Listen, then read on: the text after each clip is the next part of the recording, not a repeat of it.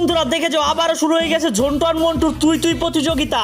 তারপরে ঝন্টু তার অ্যাসিস্ট্যান্টকে একটা গর্তের কাছে নিয়ে গিয়ে সেখান থেকে একটা স্বর্ণের কলস বের করে নিয়ে আসলো। তারপরে ঝন্টু এটা মন্টুর টেবিলে নিয়ে যেয়ে ভেঙে ফেললো এবং এটার ভিতর থেকে অনেক সোনাদানা এবং টাকা পয়সা বের হয়ে আসলো। এবং মন্টু এটা দেখে হা করে তাকিয়ে রইল এবং ভাবতে লাগলো সে কি করবে। এমন সময় ঝন্টু বলে উঠলো তুই কি পারবি করে দেখা। তারপরে মন্টু রাগান্বিত হয়ে তার অ্যাসিস্ট্যান্টকে বললো তুই আমার সাথে আয়। তারপরে তারা দুজন চলে গেল একটা পুকুর পাড়ে।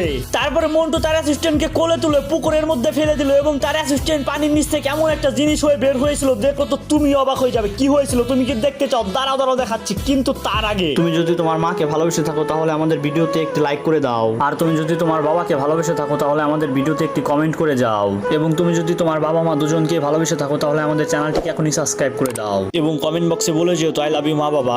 তারপরে মন্টুর অ্যাসিস্ট্যান্ট পানির নিচ থেকে জলপরি হয়ে উঠে এসেছিল এবং তার শরীরে মন্টুর থেকেও বেশি সোনাদানা দিয়ে ভরা ছিল।